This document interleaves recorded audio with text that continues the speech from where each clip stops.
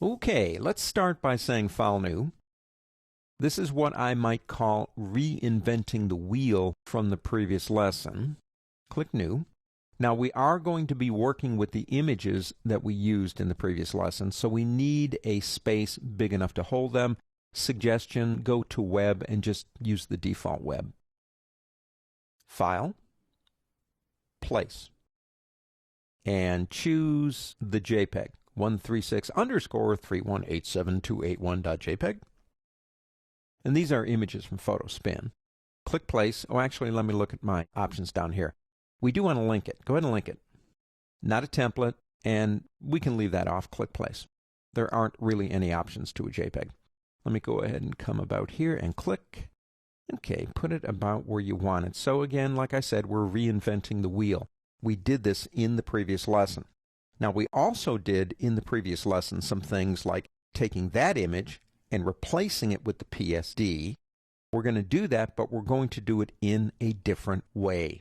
I want you to go up to the word Window on the pull-down menu and go down to Links. Right down here. They're alphabetical. The Links panel is really neat. It's also really new, too.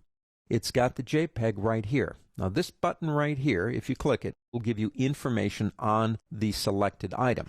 Now, remember what links are. They can be objects, they can be text, they can be photographs, they can be anything. So your links panel might be full of all kinds of stuff.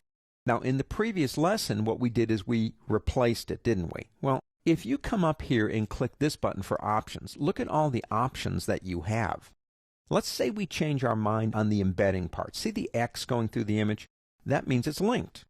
Again, our responsibility is to make sure we always have a connection to the original, because that's not the original. That's called an FPO, for placement only. It's a low-res image generated by Illustrator for us to work on. I mean, it looks fine, really. But when we print, we need the big guy. So we know where it is, that's fine. But we change our mind. You know what? I want to link this thing. I want to embed it. So we can say embed image or images if you have more than one selected. And that's all it needs, because it knew where the original is. Now let's say we brought it in embedded, and it's really big, and it's kind of cumbersome, and it's kind of like, oh, man, I wish I hadn't done that. I wish I had linked it. Well, come back up here again, and you'll notice you have an unembed right here. And if you click that, it'll do the opposite for you, but try it out. You see, it's assuming something here. It's assuming the name, but it's saying, okay, I'm going to save this again for you because I'm not sure if you have the original somewhere. I've got the original in Illustrator. So I'm about to save this out for you. Now, that's the same name as this one over here, and it tells me it's going to save it as a Photoshop PSD. If you click Save, it will ask, since we're here, it'll ask if you want to replace it. I'm not going to do that. But if you unembed a full-res image, it will allow you the opportunity to save it even under a different name if you want to. Let me go ahead and get out of there for now. Let's say we want to change it. So we have it selected again. We come up here, and we go into Relink. Now in Relink, click PSD.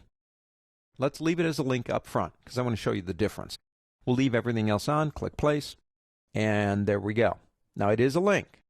If we come up here, the reason I want to link it first is because a lot of the options that you see up here will be grayed out if you don't do that. First off, we have Go to Link. Well, it's a linked item, so we can go to the original. We can edit the original. Now, if I select that, we go to Photoshop. If I go into Photoshop apart from Illustrator, I've got Illustrator closed, and I make modifications to the image, I can click Update to update them to the original. We can look at some placement options, which are pretty straightforward. It talks about how you preserve your transformations and dimensions and bounds and things like that. Down here you have Reveal in Bridge, Link File Info. If you click that button, you can add XMP data, all the different things. This one doesn't have any, but basically all the different things. You could put your name in here, the author, title, whatever, and it would be saved with the document. Come back up here again. We can tell the computer to show all, which we only have one. Show any that are missing. Now remember, we're linking. So if the link has been broken, Illustrator's not going to go find it. It's going to make us find it. show me ones that have a missing link, show me the ones that are modified, show me the ones that are embedded, sort by name, kind, status. One other thing, you have panel options down here, and not much really. You can say, I don't want to see a thumbnail, I don't need that, or I want one bigger. Now this is beyond the scope of the class. This is a basic class on Illustrator, but I'll tell you what that is. DCS is digital color separations. So if you're doing that kind of work in Adobe Illustrator and you want to see the transparency interactions, you can turn that one on too. Now I made the thumbnail bigger, and that's all I did. The links panel is new, but it gives us so much control. We can update images, we can embed them, we can choose to link them, we can even go back into the originating program like Photoshop and actually edit the image and then bring it right back in. When you're working with images or linked objects, you want to remember you've got the links panel.